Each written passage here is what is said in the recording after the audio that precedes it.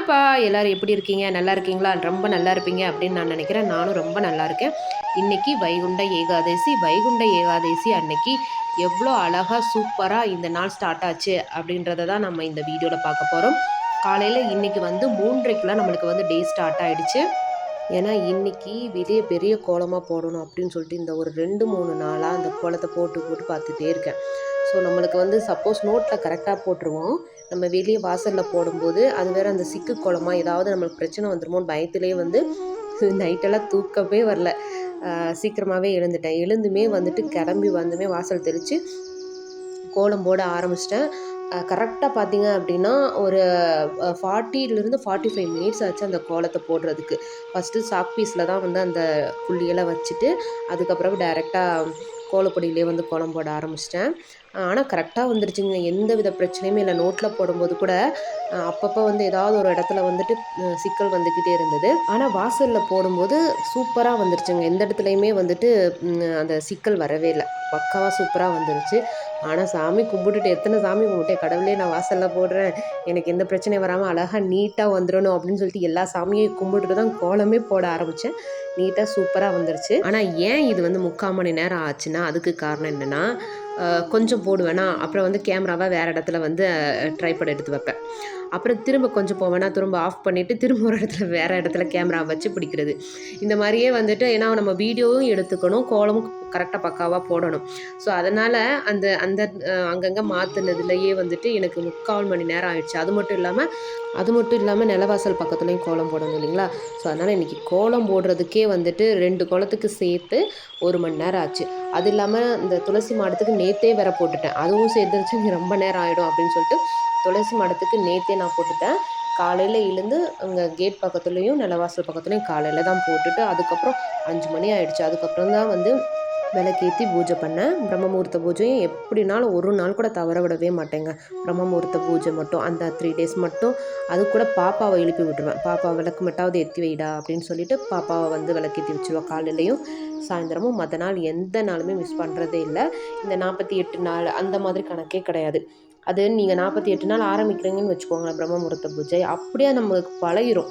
எந்த ஒரு விஷயமா இருந்தாலும் 21 நாள் கணக்கு தான். 21 நாள் தொடர்ந்து அத மிஸ் பண்ணாம பண்ணோம்னு வச்சுக்கோங்களேன், அதுவே நம்மளுக்கு வந்து பழக்கமாயிரும். அதே இது இந்த பிரம்ம முகூர்த்த பூஜை 48 நாள் பண்றோம். ஸோ அதனால என்ன ஆகும்னா, நீங்க சப்போஸ் அலாரமே வைக்காம இருந்தா கூட, இந்த பிரபஞ்சமானது கரெக்ட்டா அந்த நேரத்துல அந்த 48 நாள் எத்தனை மணிக்கு நீங்க எந்திரிச்சீங்களோ, அந்த டைமுக்கு எழுப்பி விட்டுரும். அதுக்கப்புறம் உங்களுக்கு தூக்கமே வராது. நிஜமாவே இது ப்ராமிஸான சத்தியமான உண்மை. அதுக்கப்புறம் வந்து நீங்க முழிப்பு வந்துச்சுன்னா, சும்மா பெரண்டு பெரண்டு ஏன் படுத்துட்டு இருப்பானே, எந்திரிச்சு வந்து நம்ம அழகா வந்து வாசல் தெளிச்சு கோலம் போட்டு பூஜை பண்ணுவோம் அப்படின்னு தான் நம்மளுக்கு தோணும். அதனால வந்து ஃபர்ஸ்ட்டு ஆரம்பிக்க போறீங்க பிரம்ம முகூர்த்த பூஜை அப்படின்னா, ஒரு 2, 3 நாள் ஸ்டார்ட்டிங்கில உங்களால எந்திரிக்க முடியாது. ஏன்டா இந்த டைம்ல எந்திரிக்கிறோம் அப்படின்னு சொல்லிட்டு இழுத்து இழுத்து போத்தி தூங்கணும் அப்படின்னு தான் தோணும். ஆனா பழகிட்டீங்கன்னு வச்சுக்கோங்களேன், அந்த டைம் அதாவது அந்த 4 to 6 அந்த டைம் வந்து அவ்வளோ அற்புதமான நேரங்க. உண்மையிலே நம்ம என்ன கேட்குறோமோ அது கண்டிப்பா கண்டிப்பா கிடைக்கும். அது நிதர்சனமான உண்மை. ஆனா அந்த நேரத்துல எப்படி வேண்டணும் அப்படின்னா, உங்களுக்கு ஒரு விஷயம் கிடைக்கணும் அப்படின்னா, அந்த பொருள் உங்களுக்கு கிடைச்சிருச்சு. அது கிடைச்சதுனால நானும் என்னோட குடும்பத்துல இருக்கிறவங்க எல்லாருமே சந்தோஷமா இருக்கோம். அதற்காக இந்த பிரபஞ்சத்துக்கும் என் இறைவனுக்கும் நன்றி அப்படின்னு சொல்லிட்டு, அந்த விஷயம் நடந்த மாதிரி, அந்த நடந்ததுனால நீங்க எவ்வளோ சந்தோஷமா இருக்கீங்க அப்படின்றத கற்பனை பண்ணி, அத வந்து நம்ம பிரபஞ்சத்துக்கிட்ட அதவே நம்ம திரும்ப திரும்ப சொல்லும்போது, நினைக்கும்போது, இந்த பிரபஞ்சமானது அந்த செயல செய்றதுக்கும், செய்யக்கூடிய வாய்ப்புகளையும் நம்மளுக்கு உருவாக்கி கொடுக்கும். இது நிதர்சனமான உண்மை. இது பொய்யே கிடையவே கிடையாது. இப்ப நான் என்னைய வச்சே சொல்றேன் பாருங்களேன். ஒரு 6 வருஷத்துக்கு முன்னாடி பார்த்தீங்க அப்படின்னா, ஃப்ரைடே கோவிலுக்கு போவேன். மண்டே அன்னைக்கு வாரம் மண்டே அன்னைக்கு வீட்ல வந்து அ அ எங்களோட குலதெய்வத்துக்காக நாங்க விரதம் இருந்து வழிபடுவோம். செவ்வாய், வெள்ளி 2 நாள் வந்து வீட்ல விளக்கேத்துவேன். மொத்தம் பார்த்தீங்கன்னா, வீக்லி மண்டே, டியூஸ்டே, ஃப்ரைடே இந்த 3 நாள் மட்டும் தாங்க விளக்கேத்துவேன். மத்த டைம் வந்துட்டு பாப்பாலாம் சின்ன குழந்தையா இருந்துச்சா, ஸோ அதனால வந்து நான் சாமி கும்பிடுறதில்ல.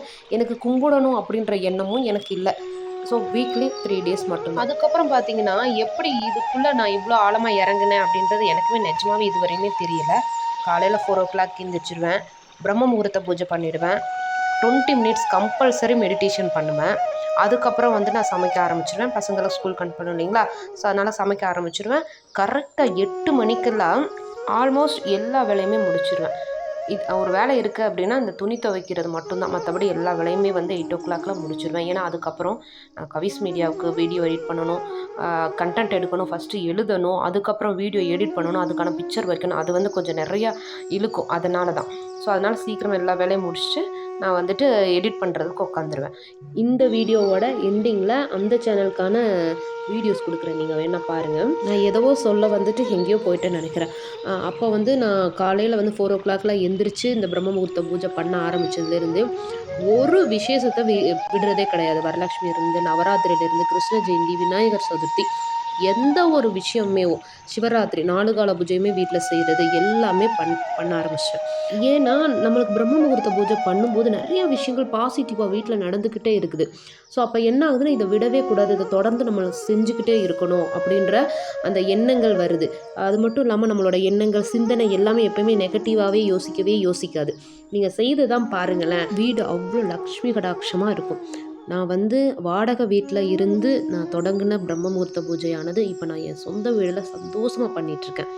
ஸோ நீங்களும் கண்டிப்பாக பிரம்ம முகூர்த்த பூஜை பண்ணுங்கள். வீட்டில் உங்களோட கணவன், குழந்தைகள் எல்லாமே ஆரோக்கியமாகவும் சகல சௌபாகியத்தோடையும் லக்ஷ்மி கடாட்சமாகவும் இருக்கணும்னு நீங்கள் வேண்டிக்கோங்க. நம்பிக்கையோடு பண்ணுங்கள். 100% நம்புங்க. கண்டிப்பாக உங்களோட வேண்டுதல் எல்லாமே நிறைவேறும்.